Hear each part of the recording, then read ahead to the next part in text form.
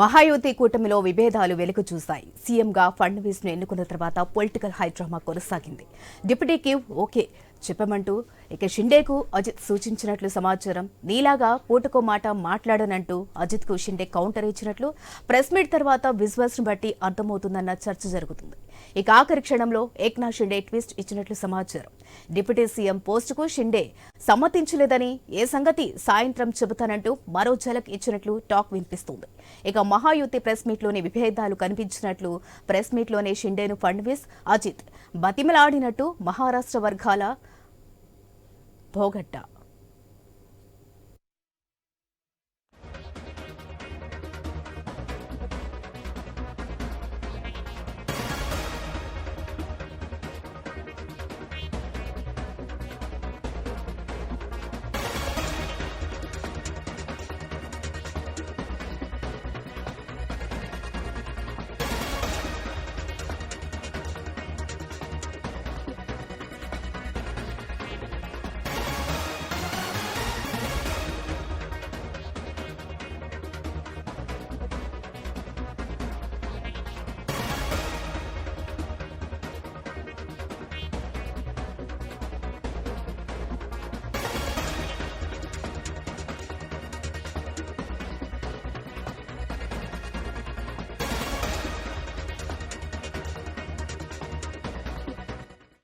మహాయుతి కూటమిలో విభేదాలు వెలుగు చూశాయి. సీఎంగా ఫడ్నవీస్ ను ఎన్నుకున్న తర్వాత పొలిటికల్ హైడ్రామా కొనసాగింది. డిప్యూటీకి ఓకే చెప్పమంటూ షిండేకు అజిత్ సూచించినట్లుగా సమాచారం. ఇక నీలాగా పూటకో మాట్లాడనంటూ అజిత్ కు షిండే కౌంటర్ ఇచ్చినట్టు ప్రెస్ మీట్ తర్వాత విజువల్స్ ను బట్టి అర్థమవుతుందన్న చర్చ జరుగుతుంది. ఇక ఆఖరి క్షణంలో ఏక్నాథ్ షిండే ట్విస్ట్ ఇచ్చినట్లు సమాచారం. డిప్యూటీ సీఎం పోస్టుకు షిండే సమ్మతించలేదని, ఏ సంగతి సాయంత్రం చెబుతానంటూ మరో ఝలక్ ఇచ్చినట్లు టాక్ వినిపిస్తుంది. ఇక మహాయుతి ప్రెస్ మీట్ లోనే విభేదాలు కనిపించినట్లు ప్రెస్ మీట్ లోనే షిండేను ఫడ్నవీస్, అజిత్ బతిమలాడినట్టు మహారాష్ట్ర వర్గాల బోగట్ట.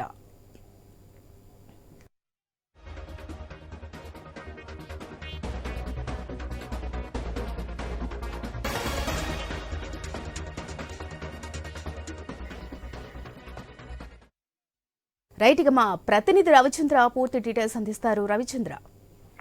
రజీనా, మహారాష్ట్ర ఎన్నికల తర్వాత వచ్చిన ఫలితాల తర్వాత ఇప్పటికీ ఆ ఉత్కంఠ కొనసాగుతూనే ఉంది. ఎందుకంటే మహారాష్ట్ర ఎన్నికల్లో ఎన్డీఏ కూటమికి స్పష్టమైన మెజారిటీ వచ్చింది.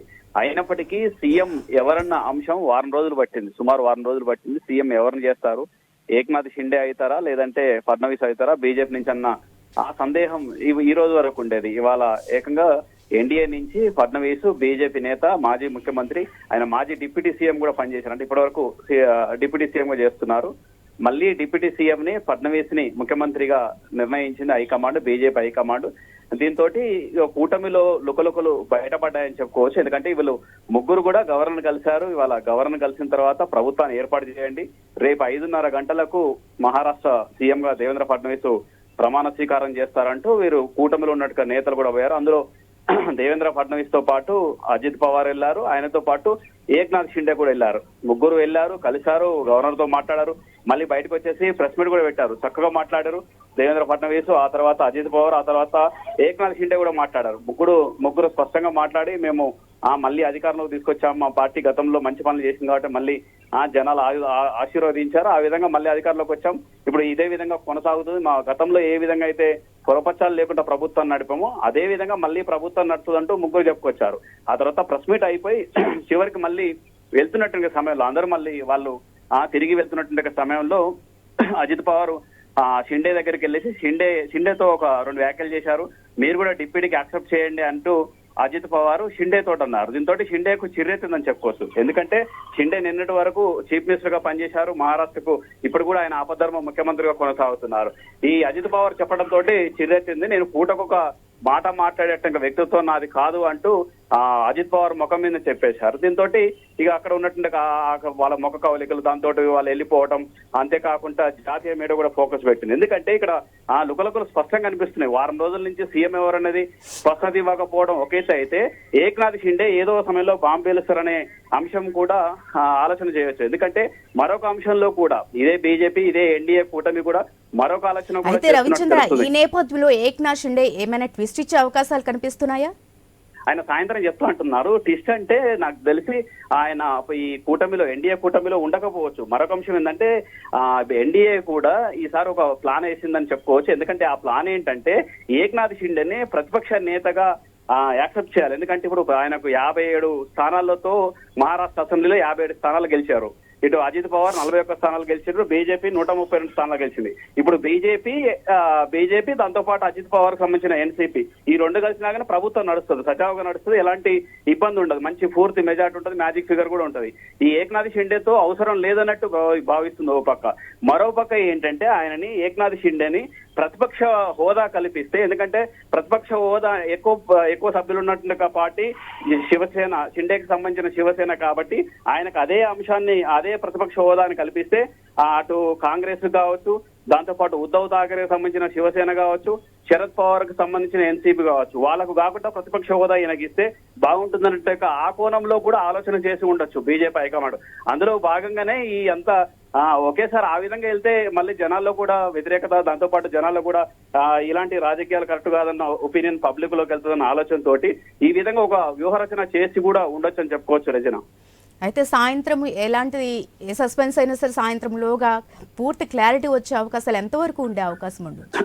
అంటే నేను అనుకునేదంటే ఏక్నాథ్ షిండే మేము క్యాబినెట్ లో ఉండము, ప్రభుత్వంలో ఉండమని ఒక ప్రకటన చేసేటువంటి అవకాశాలు కూడా ఉంటాయి.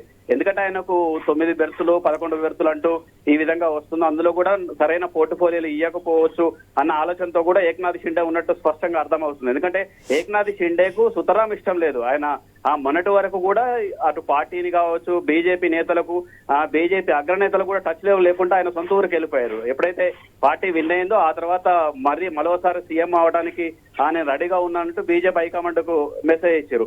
అయినప్పుడు కూడా అటు ఆర్ఎస్ఎస్ కావచ్చు, ఇటు బీజేపీ కావచ్చు, దేవేంద్ర ఫడ్నవీసే ముఖ్యమంత్రిగా కొనసాగుతారంటూ స్పష్టంగా అనేక లీకులు ఇచ్చుకుంటూ వస్తున్నారు. అదే విధంగా ప్రకటించారు. ఆ తర్వాత ఇప్పుడు ఏక్నాథ్ షిండే గ్రామాలకు వెళ్ళిపోయి మళ్ళీ తిరిగి వచ్చేసారు, గవర్నర్ కలుసుకు వచ్చారు.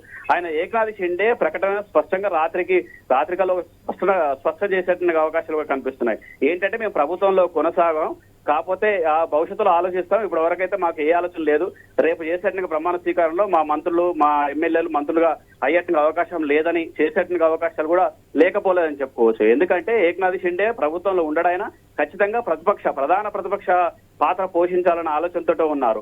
అది కూడా బీజేపీ హైకమాండ్ ఒక ఆలోచన చేసి ఉండొచ్చు. ఎందుకంటే ప్రతిపక్ష పాత్ర అటు ఎన్సీపీ కావచ్చు, అటు ఉద్ధవ్ ఠాకరే సంబంధించిన శివసేన కావచ్చు, కాంగ్రెస్ కావచ్చు, వాళ్ళకు ఇవ్వటం కంటే వీళ్ళే బెటర్. ఏక్నాథ్ షిండేతో కొనసాగితే అధికారంలో ప్రతిపక్షంలో సజావుగా నడుస్తుంది ప్రభుత్వం.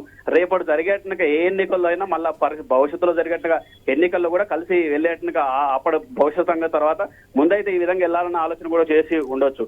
మొత్తానికి మాత్రం అనేక మహారాష్ట్ర ఎన్నికలు మహా టెస్టుల మీద టెస్టులు కొనసాగుతున్నాయి. అయితే రవిచంద్ర, సహజంగా ఎలక్షన్స్ జరగటం, ప్రభుత్వాన్ని ప్రజలు ఎంచుకోవటము, ఆ క్షణంలోనే సీఎం ఎంచుకోవటము, అట్లాగే ఒక ప్రమాణ స్వీకారం అనే తేదీని కూడా ముహూర్తం ఫిక్స్ చేసుకోవడం అన్ని జరిగిపోతాయి. ఒక్క మహాయుతి కూటమిలోనే ఇంతగా ల్యాగ్ జరగటం అనేది ఇప్పుడే అని చెప్పుకోవచ్చా? మహాయుతి కూటమిలో అంటే ఏక్నాథ్ షిండే చుట్టే రాజకీయాలు నడుస్తున్నాయి గత 2 ఏళ్ల నుంచి. ఆయన ఎప్పుడైతే సీఎం అయ్యారో అప్పటి నుంచి కూడా ఏక్నాథ్ షిండే కేంద్రంగానే రాజకీయాలు జరుగుతున్నాయి. ఆయన ఆలోచన ఏంటంటే, నేను ముఖ్యమంత్రిగా ఉన్నప్పుడు ఎన్డీఏ కూటమిని మంచి మెజార్టీతో తీసుకొచ్చాను, ఎన్నడూ లేని ఊహకందని విధంగా అధికారంలోకి తీసుకొచ్చాము. బీజేపీ అయినా, ఇటు శివసేన అయినా, ఎన్సీపీ అయినా ఈ విధంగా గెలవడానికి నా పరిపాలనే కారణం. అన్ని వర్గాలకు మంచి పథకాలు అందించాను కాబట్టి పార్టీని గెలిపించాను. ఆ విధంగా గెలిపించాను కాబట్టి నాకు మళ్ళీ సీఎం పోస్ట్ చేయాలని పట్టుబట్టారు. అయినప్పటికీ BJP high command, RSS Devendra Fadnavis ని సెలెక్ట్ చేసింది. ఎందుకంటే నాగపూర్ కు సంబంధించిన దేవేంద్ర ఫడ్నవీస్ బలమైన నాయకుడు, బీజేపీలో కావచ్చు, ముఖ్యంగా ఆర్ఎస్ఎస్ లో ఆయనకు బలమైన నాయకుడు. ఎందుకంటే బీజేపీ నుంచి కూడా మెసేజ్ ఇవ్వాలనుకున్నారు. ఎందుకంటే పార్టీని కష్టపడి గెలిపించిన వ్యక్తికి సీఎం పోస్ట్ చేయకపోతే మిగతా ఎక్కడైతే అలయన్స్ కూటమిలు ఉన్నట్టుగా రాష్ట్రాల్లో కూడా పార్టీ నేతలు, కార్యకర్తలు సరిగా పనిచేయరన్న మెసేజ్ కూడా వెళ్తుంది. అలాంటి కరెక్ట్ రాజకీయం కాదన్న కోణంలో ఆలోచించారు. ఏక్నాథ్ షిండే అయినా, ఎంతటి నాయకులైనా కానీ ఈసారికి మాత్రం దేవేంద్ర ఫడ్నవీసే బీజేపీ నుంచే ముఖ్యమంత్రి అవుతారంటూ ముందు నుంచి చెప్పుకొచ్చినట్టే ఇవాళ ప్రకటించారు. ప్రకటించిన తర్వాత ఏక్నాథ్ షిండే సడన్ గా ప్రెస్ మీట్ లో మాట్లాడారు, గవర్నర్ కలిశారు. ఆ తర్వాత తిరిగి వెళ్తున్నటువంటి సమయంలో అజిత్ పవార్ జనరల్ గా క్యాజువల్ ని అడుగుతుంటారు, మీరు కూడా ఒప్పుకోండి అన్న. ఆయనకు సుతరాం ఇష్టం లేదు డిప్యూటీ సీఎం గా కావడానికి. మరొక అంశం ఏంటంటే, ఇక్కడ ఇంకొక కోణంలో కూడా చూడాలి. గతంలో దేవేంద్ర ఫడ్నవీస్ ముఖ్యమంత్రిగా పనిచేసినప్పటికీ మళ్ళీ ఉప ముఖ్యమంత్రిగా ఆయన కూడా ఏక్నాథ్ షిండే ప్రభుత్వంలో పనిచేశారు. అంటే ముఖ్యమంత్రిగా పనిచేసినట్టుగా దేవేంద్ర ఫడ్నవీస్, ఆ తర్వాత ఉప ముఖ్యమంత్రిగా పనిచేయగలిగింది. మీరు మాత్రం చేస్తే ఏమవుతుందన్నా అని ఈ విధంగా అజిత్ పవార్ చెప్పుకొచ్చారు. అయితే మీలాగా పొద్దుకో మాట పూటకో మాట చెప్పేట వ్యక్తిత్వం నాది కాదు అంటూ ఈ విధంగా ఆయన దాట వేసుకుంటూ పట్టించుకోకుండా మిగతా బీజేపీ నేతలు, అటు ఎన్సీపీ నేతలు, ఈవెన్ శివసేన సంబంధించిన ఎమ్మెల్యేలు కూడా ఎంత బతిలాడినా వినకొట్టబోయారు. నాకు తెలిసి సాయంత్రం కల్లా ఆయనకు సంబంధించిన ఒక శివసేన ఎమ్మెల్యేలని దగ్గర తీసుకొని రేపు పార్టీలో కూటమిలో ఉండాలన్నా, ప్రభుత్వంలో ఉండాలా వద్దా అనేది నిర్ణయించేటువంటి అవకాశాలు ఉన్నాయి. చాలా వరకు అయితే ఆయన ఒకవేళ ఆయన మాత్రం ఏ పదవి తీసుకోకపోవచ్చు. ఏక్నాథ్ షిండే డిప్యూటీ సీఎం గానీ మంత్రిగా గానీ ప్రమాణ స్వీకారం చేసేటువంటి అవకాశాలు అయితే లేవని చెప్పుకోవచ్చు. Rajana. Right, thank you Ravichandra.